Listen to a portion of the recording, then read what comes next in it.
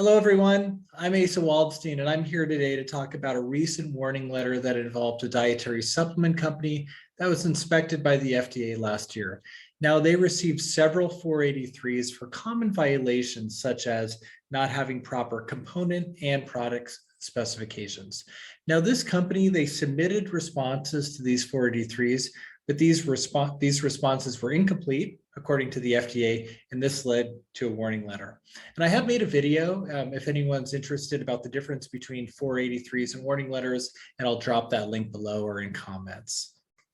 So not setting specifications is a really common violation. I believe it's the most common 483 or GMP violation.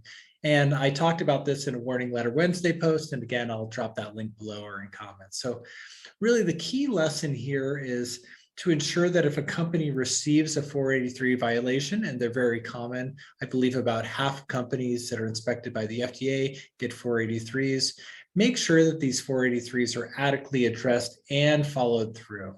So most 483s, in my experience, can be walked back and addressed before they become warning letters. So I'm often asked, what's the big deal with getting a warning letter? Well, I've made a video about the ramifications of receiving the warning letter, and I'll drop that link below.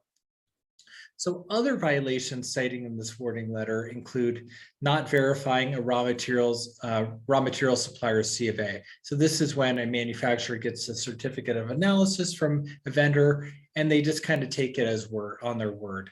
Trust but verify is a really important thing. So depending on the supplier's C of A, without validating or verifying the results, resulted in a 483. So the FDA requires this. And this does include microbials and heavy metals. So from the warning letter, it wrote, you have never conducted heavy metal or microbial tests to confirm results. So this obviously is a pretty justified 483. And if the company would have responded properly with a proper testing program, I believe they could have mitigated this from turning into a warning letter. And again, we want to avoid warning letters. So also referenced in this warning letter was incomplete MMRs, or master manufacturing records.